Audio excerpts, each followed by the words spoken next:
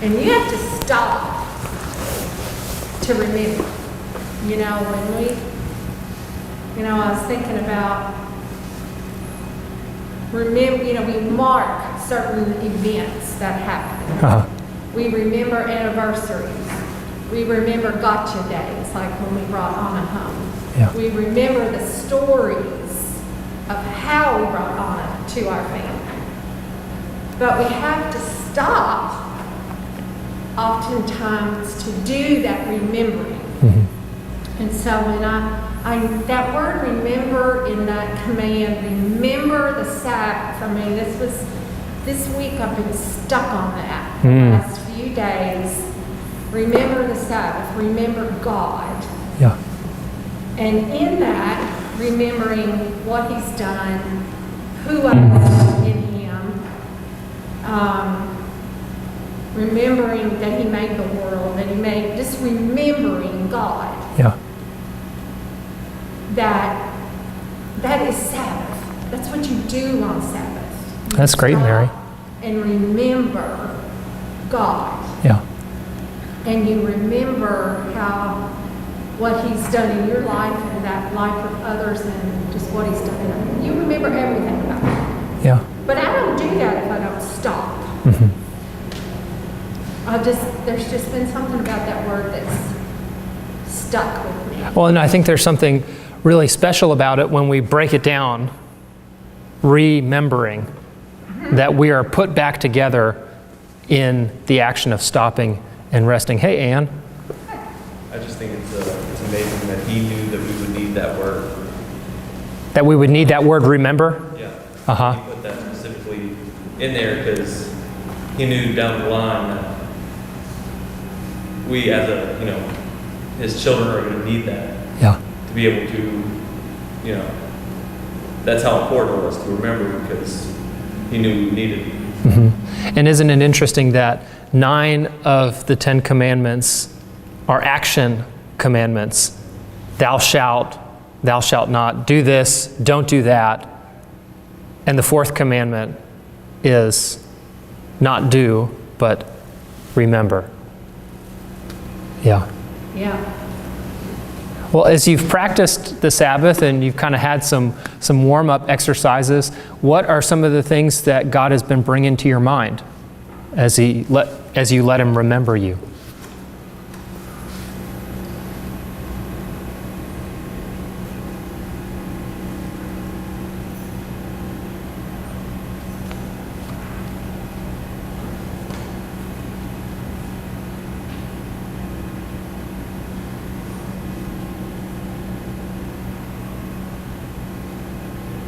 Pretty much that we can slow down.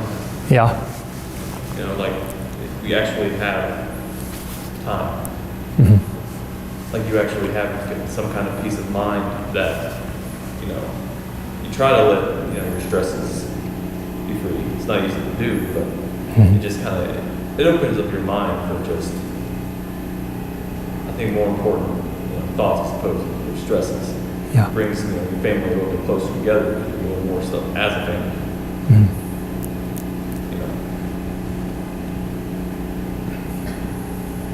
Yeah.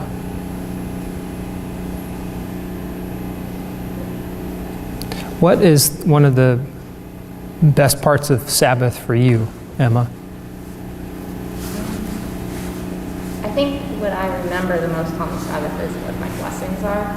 Yeah. I think that it's so easy during the week to just take for granted your family, home, and the fact that you always have enough to eat, and that you have good neighbors, and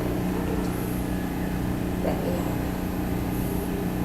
all these blessings. And on the Sabbath, when you're not having to think about all the to-do things, you can think more about the to-be things. So that we're not so much a human doing as we're a human being. Good line. Yeah, it's not mine. We all know that. But that it's true, because we aren't as thankful as we could be when we're just moving through, getting to the end of the day. And then to be able to stop and say, nope, there's no more today I don't have to do a book bag, or at least not till 7 o'clock at night. It's kind of breaks routine. What's that? It just breaks routine. Mm-hmm. But it creates a space. I think we had kind of talked about it one way last time. We talked about rest and restoration, and another R verb that, or word that Sabbath invites us into is reverence. So we rest, we come to that stopping point, because it takes a little while for you to come to a point where you can be still and know. And then our bodies are healed, all of the other things that happen in the midst of Sabbath. We talked about why we need it, how it's good for us.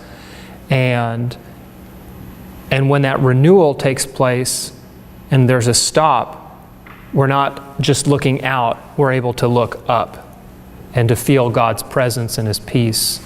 For me, in practicing Sabbath, one of the sweetest things is I notice things that I wouldn't otherwise notice in the course of the week, and Emma can attest to this, by all of the little creatures that I notice. Whether it's a bug. Yeah. We'll go on a walk and it's like, oh, there's a slug going along, finding its better half or whatever. I know it sounds gross, but all of those little things together make up the wonders and the beauty of the earth that God sustains. You know, that there's that phrase in the gospel where Jesus assures us that He knows every sparrow that falls and He knows every hair on our head. And He holds all of it together and invites us, as the men and women who are called to care for creation, to actually pause to notice it and to participate in it. Like you were just driving today and noticed the leaves that are changing, that are actually pretty decently beautiful for Kentucky. Not perfect, but noticeable. But if we don't take that time to stop and to express a degree of reverence for God, it's just easy to get lost in it. Yeah. Well, did you guys happen to read the handout that I gave you last week? Was that helpful? Was there anything in particular that stuck out to you in that?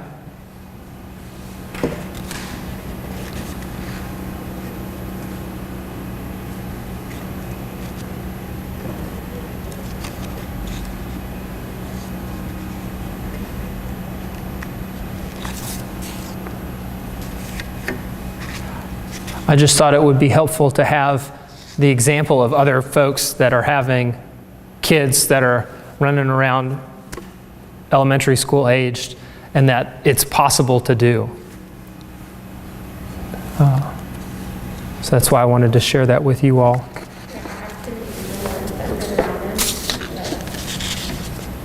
Just to keep their Uh-huh. those are stuff that we often do.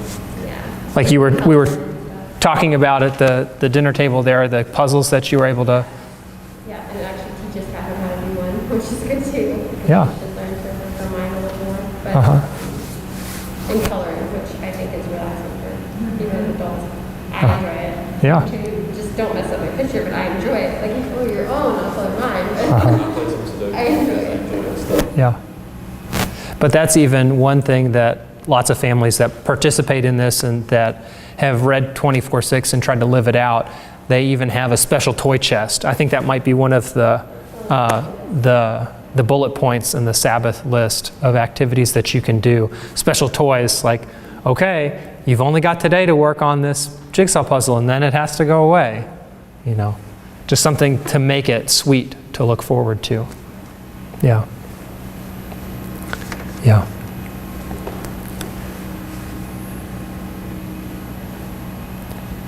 Are there some of these bullet points that stick out to you in particular? I mean, maybe we can go over them. I know Emma knows for me that I'm still learning how to take a guiltless nap. Oh no, I'm not going to take a nap. I'm just going lie here on the carpet for a minute and relax. Yeah. And then I end up taking a nap. Do you all walk at all? Yeah. We have a dog, Uh-huh. Yeah. they like that. Right. And that's another opportunity. That's one of the things where I think the laws that Jesus came to abolish that had grown up around the Sabbath, don't do this, don't do that, do this.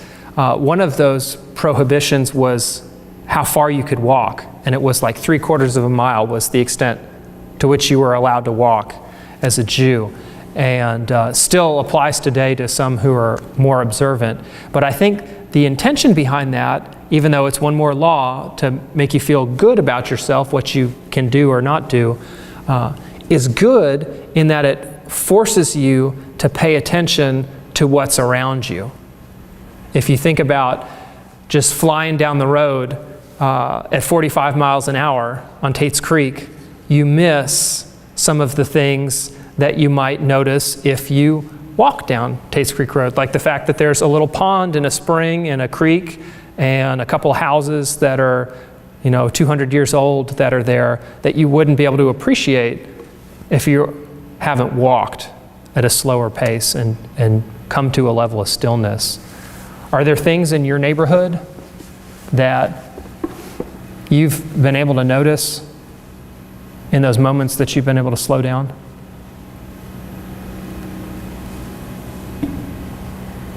Yeah, I think it's funny when we go on, like we pretty much take a walk every day with our kids because they're crazy to get their energy out. But it's funny because they're kind of like, all right, like we're going on the walk and, like the goal is to keep moving. And Theo to some extent with Tyler for sure, like they just like, stop and look at all the things. And now that there's people on Halloween decorations and political yard signs, like Tyler loves the political yard signs. We have to touch each one. And it's like, they love all the Halloween decorations. And then I get so excited about just seeing a leaf. And it's like, a walk that we could do in 5 minutes, they could take an hour to do. Yeah. And it's hard to not, be annoyed by that and just be like, come on, just stay on the sidewalk, quit stopping everywhere. But at the same time, it's like, what are we in a hurry for? Like, it's not like Absolutely. What indeed are we in a hurry for? Even on a rest day, we got to go on this walk. It's like something to be accomplished instead of, whereas it's like for them, it's like they just like to be outside and just want to play with whatever is happens to be on the path. And yeah.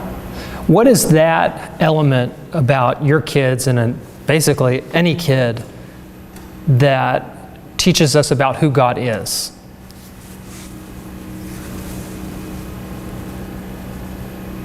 I think that's like God is not just trying to accomplish something, like He just wants to be with us, that kind of should be our attitude towards our relationship with God. It's not something to be accomplished or check off the list, but it's just to enjoy, like our kids just enjoy being outside. I think God just wants to enjoy us and wants us to enjoy Him and not be so worried about what we have to do next. And it's a place of rest and intimacy. Yeah. And wonderment. yeah. One of the things that really stuck out to me, and I've read 24:6 before, but obviously reading it again to get reacquainted, where Matthew talks about, when was the last time you recognized your shadow or paid attention to it? Honestly, when was the last time any of us paid attention to our shadow? My children tried to step on it. Right? Step on it. Yeah. They're like, I just stepped on your head. Yeah. But there's that sense of wonderment in a kid's eyes and their heart. Imagination and creativity is like they're always looking for the next sword or the next, bow and arrow on the ground, which is a stick. They're looking for their next, adventure. But they're always getting into something. So. Yeah. But they're able to create that out of what you think would be nothing. Uh-huh. To them, it's something. Right. Yeah. And even in that way, they're being like God, creating something out of nothing, aren't they? in this time of rest and seemingly, okay, we're just here and empty space, the yard, whatever, and they can create an adventure, a sense of joy and wonder. You can't take that stick inside the house. It's like, it's a sword. Well, and that's also like, we see things as just rubbish or whatever that the kids pick up, and they see the potential in it. And I think that we tend to see other people as just what they are right now, and not the potential that they have, the way that God sees them. Yeah. Yeah, and it's a way to look at our relationships too.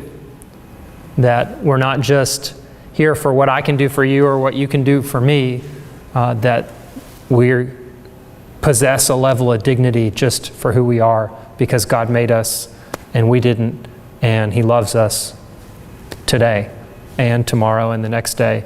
And especially, I think, on the Sabbath when we're able to pause and recognize that. What are some of these other Sabbath starters that are jumping out to you?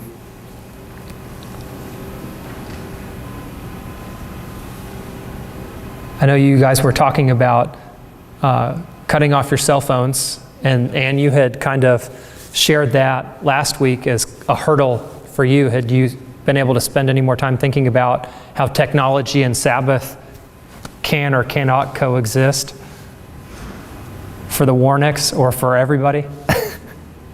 Yeah, no, I don't know, it's something that, and so my problem right now is that I like using my phone to like, just like my Kindle app. Mm-hmm. So I found myself like, it's convenient because it just fits in your pocket. I'm like, oh, I can just read, some of my book while I'm sitting here. So kind of realized that like, even though I'm not using it for like work or social media, I'm like, oh, I probably need to like just thinking back on, like the last few weeks, I'm like, I'm probably someone that would benefit from just like leaving it somewhere and not switching it, not having it in my pockets and be like, oh, kids are sitting here, happily playing, so I'm gonna sit here and read this book on my phone. Yeah. So, and that's it. I feel like I said, I think I do a decent job of like not checking my emails and stuff, but there's just so many other things you can do that it's like, it's probably just best to just not have it. It's a Pandora's box. Yeah. And I think physically, and you can offer a word of encouragement to Ann, Cody, about locking up your phone. Just put it on charge. Just lock it there. Yep. I mean, and normally we put on like background TV shows. Uh-huh. While we do work around the house. So Right. we go like 2 or 3 of those. Uh-huh. And then, but I mean, we just watched the movie with the kids and we just thought, it's whatever you think is rest, Mhm. right? What you consider rest. But the TV wasn't on until we were able to watch that with them. That was our only. Right. Sort of. So the background kind of noise was dimmed. Yeah, it was off. Yeah. We did play. Good for you. Music and stuff. Yeah. Because they wanted to listen to some music, so we did that. Right. But something about the screen just going and going and going creates a level of kind of dis-ease, I think. It's nice, to have that. It keeps you from feeling, okay, I'm quiet, because that's the next one, which we can get to in a second, but I think is a big fear for a lot of us, is spending a half an hour in quiet. Yeah, not going to happen. But even if it did, could it? That's a stretcher for me. no, I can sleep. yeah. He can't Yeah. not do that. I sit down, I'm just like, oh man, there it is. He's I'm gone. gonna go to sleep. And what does that speak to in your own life and how God is restoring you through rest? I don't care a lot of rest. Yeah, My anxiety keeps me from resting well, so. yeah. But that in that moment when you can sit down and be still on the Sabbath God is ministering to you through that nap, where 20 minutes and you're gone. No. It's more like 20 seconds. More like 20, really? It's, I did. wow. I've been talking to him. Story, He just actually. asleep. He just falls asleep. That's great. That's how tired he is. Yeah. Well, God knows what you need, and He gives it to you. Ever since basic training, it's pretty much in any Anywhere. position. Uh-huh. So, Yeah.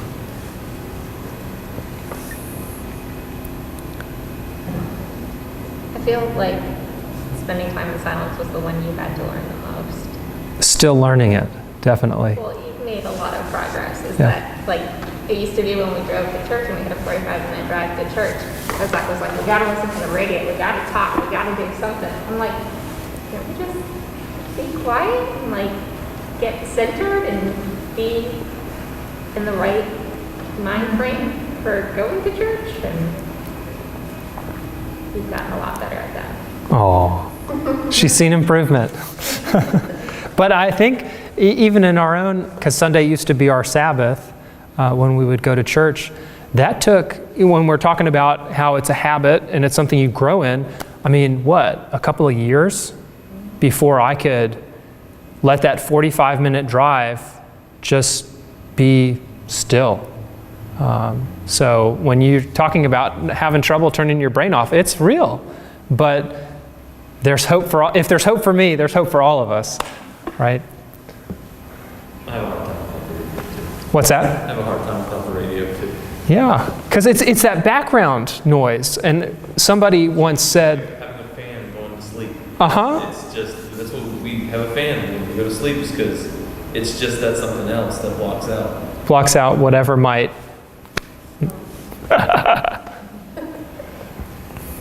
But somebody once said that religion is what we do with our solitude.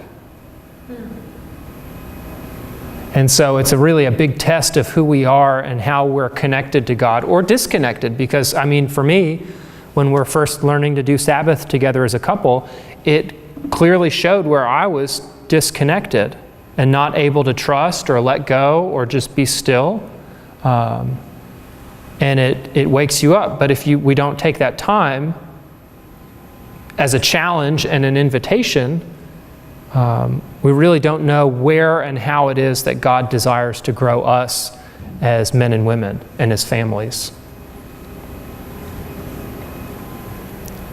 Is there any way, as we've some of you have started practicing Sabbath, that He's kind of poking or prodding or encouraging you?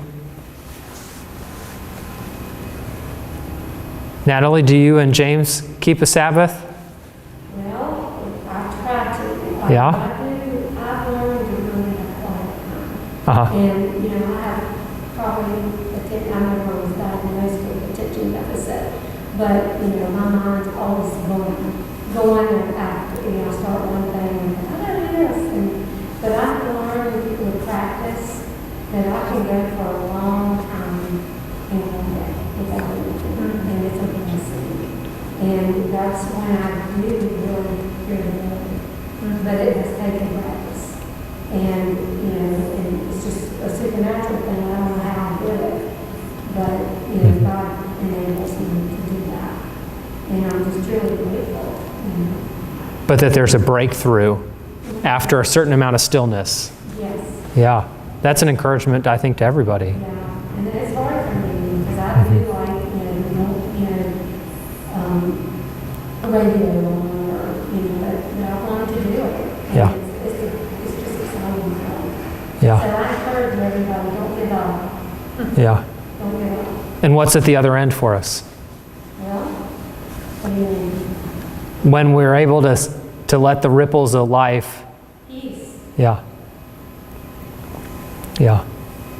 Because in it, we talk about Sabbath as being a sanctuary in time, but really, Jesus Himself, when He says in the Gospels, I am the Lord of the Sabbath, and He invites us to come to Him, everyone who's weary and heavy laden, it's a day and time that we set aside, but it's also an invitation to commune with Him, that He is the Sabbath, and He is inviting us to come near to Him, to be still, to be held in His arms in a way that we're not able to get the other 6 days of the week. I love what Matthew said, it's on page 118. Sabbath keeping is nothing less than grabbing onto the robe of the maker of the universe. Yeah. Well, you know that song we sing, More of You, God, I want more of you. I think I mentioned it 2 weeks ago. There's 2 lines in that song. Just one touch of your robe stills, S-T-I-L-L-S, the weakness in my bones. And that's good. What Sabbath is touching the robe. Yeah. Now, and I think, I've always thought that line was steals the weakness from in my bones, but if you look at the lyrics, it's Stills. S-T-I-L-L. Quiets the weakness in my bones, I guess is the way. I mean, I'm like, how do you steal weakness? You know, that's another thing to think about. But it's just that time of grabbing hold more of God. I want more of you. I want more of your robe. I want to touch your robe of the maker of the universe. Yeah. I love that he said it that way. Yeah. I'm glad that dovetailed with a song that's, because that's what we desire when we come to rest in God and come to rest on the Sabbath, is we want more of God. As Christians, we're here today gathering to learn how to experience more of God's peace and His power and His presence. Absolutely. So that's good. I'm saying that a lot, though. Well, and that can even be All day long. Yeah. More of you, God. a refrain, a kind of prayer that comes from your heart, and especially one that you can offer on the Sabbath. And that's another one that some people find helpful, and Nancy will say it, Emma's mom, when we get together on Friday nights, she'll often say a special prayer before the Sabbath, right, Emma? Yep, she'll say the Jewish prayer inviting the Sabbath to come in, and she'll light candles and everything, and that's kind of her way of saying, okay, everything's done. I'm just going to be with my family, with my husband, in the quiet at the end of the day, and it's okay. Not all of it got done, but God has finished it all, and that we can experience that peace. Yeah, and at least in those first hours, let the kind of ripples of life come to a level of stillness so that you can begin to experience that peace. Because it's not, like you said, Cody, it takes some hours before we can come to rest, before you don't wake up necessarily, oh, this is great. It's like, no. This is a special day. I don't have to get geared up today. I don't have to get dressed, although for me, I can't spend 5 minutes in PJs. I have to be dressed. Yeah. Already jeans and a t-shirt, it's like 9 o'clock in the morning. I can appreciate that. Yeah. Anything else here that sticks out to you?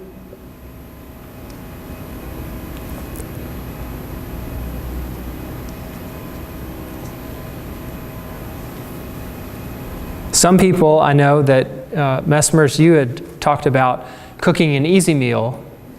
And some people, and I know this was one of the ones in the handout that I gave you last time about families that practice Sabbath, some people make an elaborate meal. I know, LaDondra, who was here last week, the other lady with red hair, she was talking about how she loves to make elaborate meals, how that's restful for her.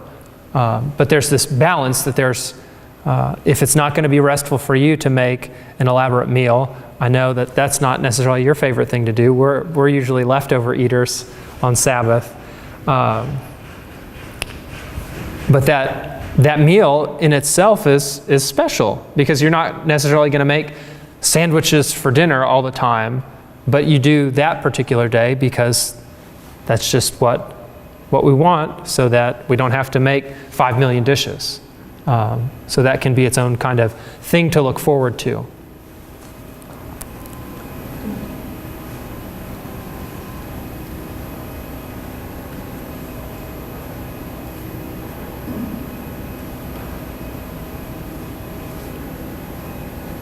Any others?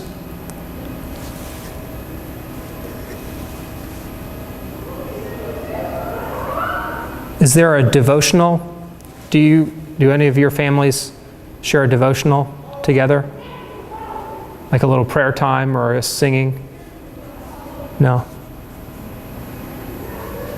I know Emma and I we read Psalms together at the end of the day as we pray. And that was one of the things in our reading was a reflection on Psalm 90, which is the only psalm in the book of Psalms that Moses wrote. And he kind of wrote it for all of the Hebrews as they're out there in the wilderness, being disobedient, not knowing how to rest, just running from God. And he says in that, kind of the refrain is, teach us to number our days that we may get a heart of wisdom. And that he wants us to know in that, this is the psalm where the Bible tells us that our days are 70. We get 70 or 80 if we're lucky. But also in that, the numbering of our days is important. That Sunday, as a Sabbath, if you're keeping it on that particular day, is... It got quiet. We'll just enjoy that moment of stillness. There's a rhythm to our week, that 6 days we work, 1 day we rest. And so Moses and God through Moses is reminding us, help us remember as Mary started out, that we were made for that, and we're not made to traduce it. We're not made to transgress that limit. And in fact, Matthew goes on to talk about some instances in history where people have tried to transgress the 7-day rhythm. I mean, in the Soviet Union and in revolutionary France, they tried to do 10-day and 5-day weeks. And I don't know, they're not doing it anymore. It only lasts a number of years because our bodies are truly not made for that. God knew us, and that's why He ordained it. But that we're taught to number those days. And then in numbering them, to know that there's an end to them. That we get 70 or 80 if we're lucky, and today maybe more if we're more fortunate still. But that there's an end to it all, and that teaches us that we're not made just to work, because at the end of it, when we reach those 70 and look back, is it really the work that we're going to be thankful for? The work isn't going to be with us at our deathbed. Our spouse or our children or our family or our close friends are the ones who are going to be there. And unless you're working with your close friends and family all of the time, it's not the work that's going to join you there at your final days to make sense of it all. It's the family that you were able to spend time with on your Sabbath day, on those special days when you remember. Yeah.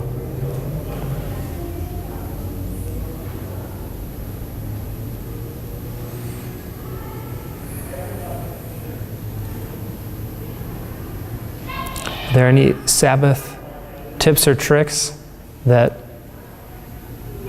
you think are important to share, Emma? I think the one that for me helps the most on this list is getting the house clean. Is getting the house clean? Yeah. I can't relax if things are messy or I know that there's stuff to do in the house. And Zach helps a lot with that. I got lucky with the husband, please. Yeah. looking at this list, I'm realizing we no longer light a candle every Sabbath as we used to. Uh-huh. I think we just ran out of candles from our wedding after several years. But I think that would be a nice thing to start doing again. Yeah. Because we would light a candle every night when we were At dinner, married, and yeah. that's the kind of bringing Sabbath into the rest of the week, that we turn down the lights and light a candle and just have a moment of peace at dinner time. Yeah.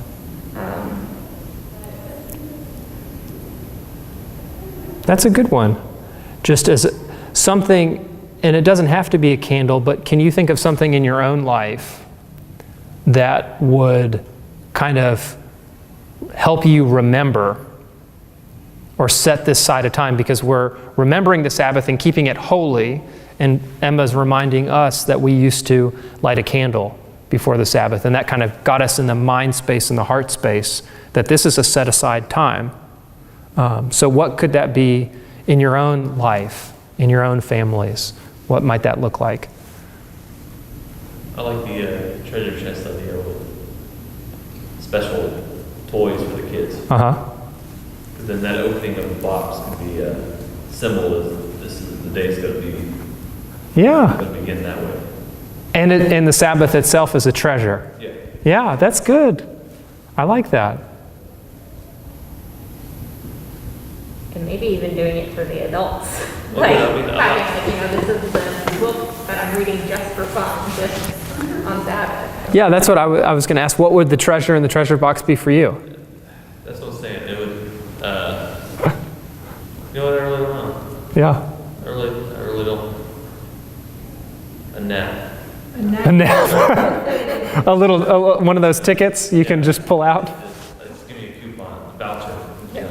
Well, you know, it sounds silly, but that might be a good thing for you to do, is to write each other, you know, some kind of voucher, whether it's a neck rub or a nap, and I'll watch the kids for 2 hours while you sleep. Because you chuckle at it, but unless you actually, and that's why I gave you the worksheet to think through how you're going to do a Sabbath. Unless you make that commitment to take a nap and you give yourself that ticket, you might not take that nap. It's just it's a gift to yourself. I'd like to get the children involved in it and Yeah. excited about it. Yeah. You know, to make them think that it's a big deal so that they can carry that on. Mm-hmm. You know, or that it's you know, I have it for them to keep, you know, continuing. Mhm. So yeah, I mean, I'd like our symbolism to be with them involved. And these are the ages at which you're really forming a kid's rhythm and what is etched on his or her heart. That's something that, why don't you tell them about our niece, about the thing that she likes most? You don't remember? We interviewed her. Oh, yeah. So we had this list of interview questions that you're supposed to ask somebody on their birthday, and we asked Hannah them. And Hannah's 4. and some of them had really cute answers, like, what do you want to be when you grow up? And she said a doctor, which is what her dad is. And some of them had really funny answers, like, when does your dad go to sleep? And she said, sometimes at nap time.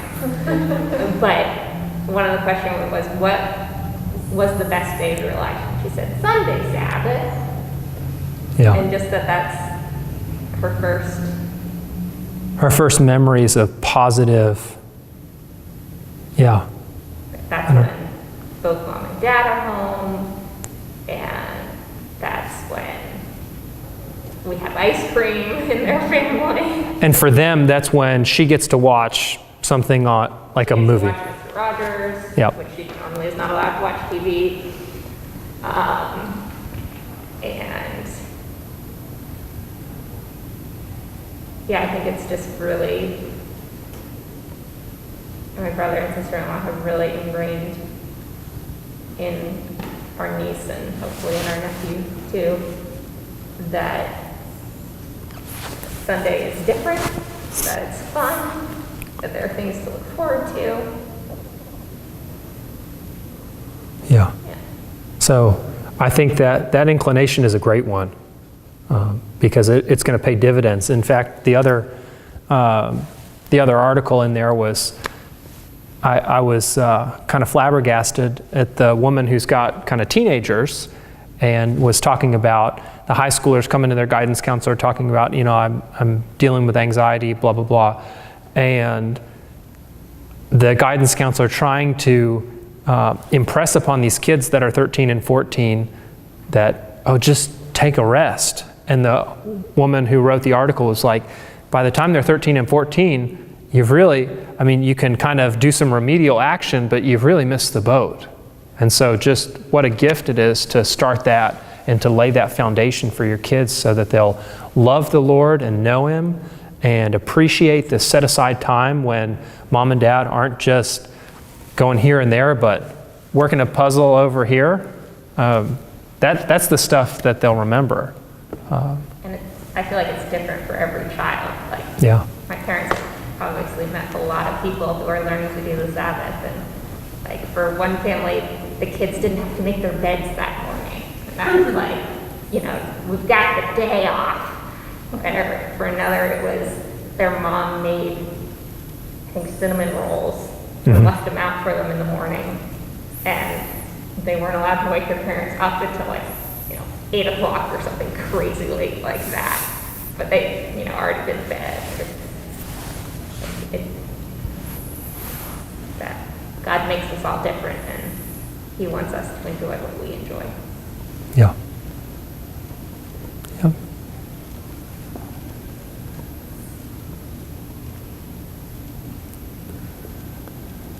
Well, I'm just thrilled to see you starting this with young children, because I know the Lord will bless your family, because, obedience is so important. And, so often we're not taught that in church, and, we can grow up with that, and the world just is calling us to do, and excel, but God's calling us to be still, and to know who you are and whose you are, and your children will be blessed, and your family will be blessed by honoring Him, and He doesn't ask us to be obedient out of cruelty, except because He loves us so much. And then, I found my own life when I am obedient, that everything just goes better, everything. So God bless your sweet little family, and when you have a young family, it's so important. Thank you for teaching us, because it's so important. Often in the church we don't, and we need to. Yep. So thank you. Yeah. Well, and you guys are reaping the benefit, because we're a big church family, but not many of us are able to break away and know that, I do need to be still, and I do need to know, because if you really ask, if you went and polled the average guy on the street or average gal on the street, how are you really feeling? Chances are they're gonna, if they're honest, I'm not feeling good, I'm tired. We're all kind of tired and putting up a nice, you don't have to put up as much of a front because the mask hides it, right? And it's definitely hiding it for you. But I think it's important when you ask about what would you want to do in the church about as an adult, what would make you happy. I remember when I was a little girl, I would just go sit out and look at the flower clothes and look at the flowers and look at it, and so I was still do that. Luckily I have parents, I go out in my nightgown and walk and sit in the middle of the grass, and that's joy to me. Listening to the birds, but think back when you were a kid, what made you happy? What brought contentment to your soul when you were little, when you were doing. I think it's harder when other people want for the technology, but I didn't have that, so I had to find something. But I'll encourage you to do that, whatever made you happy when you were little. My only TV time was Saturday morning. yeah, I'll do it. there you go.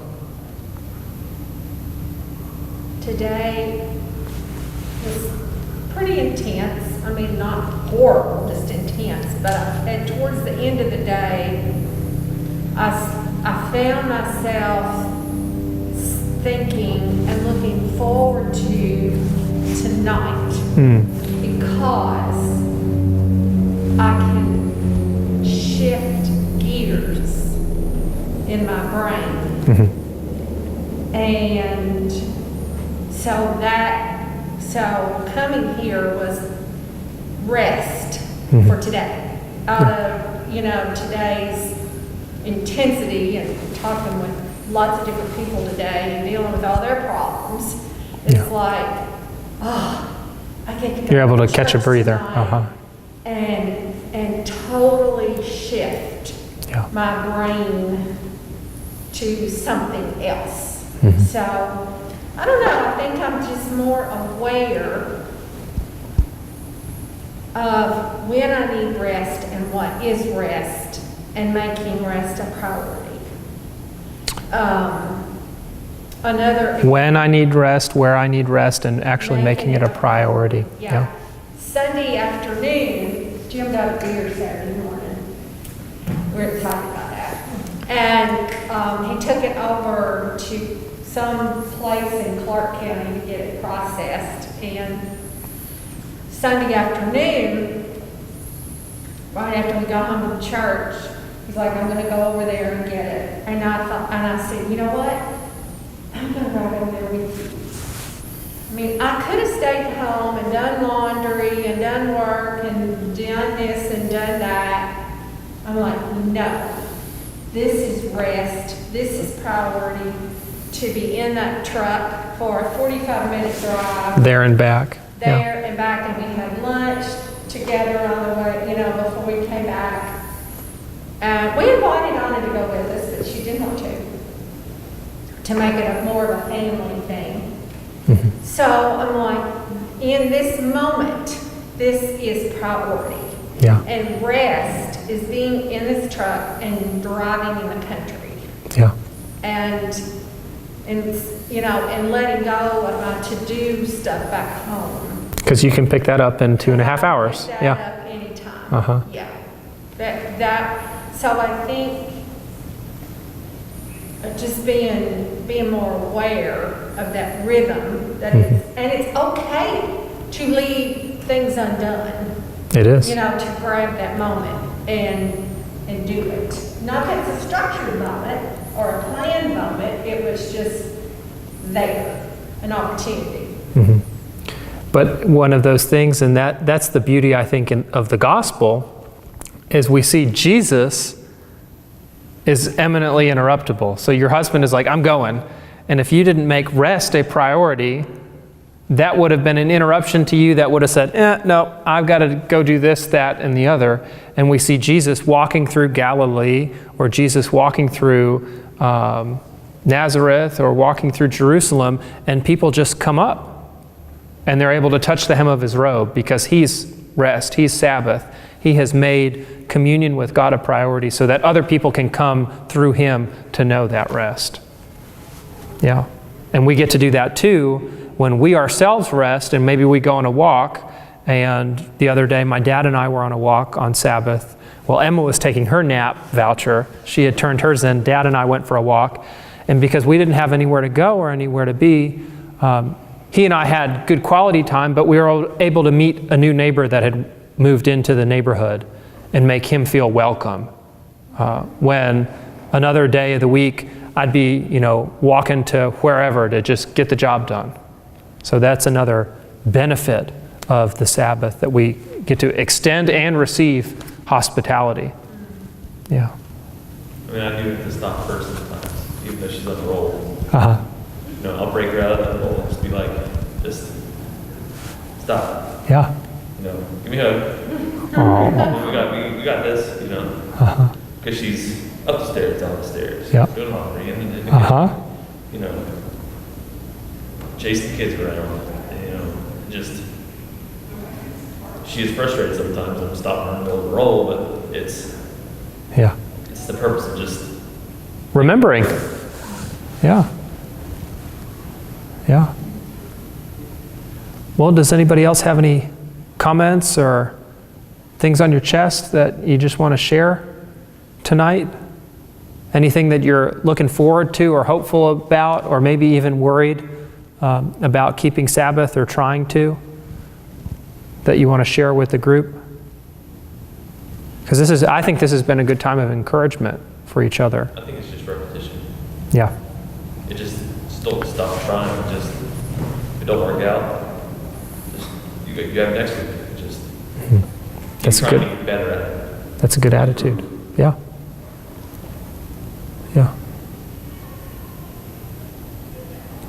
You have a final kernel of wisdom for us, Emma? No? Well, thank you guys for coming out again tonight. And next time, I'd love if we could all make our Sabbath plan worksheet. If you sit down with your family and kind of go through that together, and then we can kind of talk that through and see how that's gone for us. And then we'll read the last section of the book, Your 24/6 Life, and we'll keep talking. Great. Ann, would you close us in prayer? Lord, thank you so much for this time of rest tonight to just come together and discuss just practically how we can live out Sabbath in our lives and the stages we're in and the time and history that we're in, the conditions and circumstances that we're in. Lord, I pray that as we just talk through over these next couple of weeks, just logistically what that would look like. I pray your Spirit will be with us and guide us and help us to see how we can make it work. And Lord, I just pray that you would just give us a heart that desires to be obedient and to just to be obedient in this particular way, and that we would just continue to try and know that we're not going to get it perfect and that it will be a work in progress, but just give us just the energy to continue to adapt and to go after it, knowing that it's something that is worthwhile and that you are the reward that we are seeking. So Lord, I just thank you for all of these friends in this room and just this time to be together, and ask that you would go with us tonight. And it's in Jesus' name we pray. Amen. Amen. Thanks, Ann. And thank you all for coming out.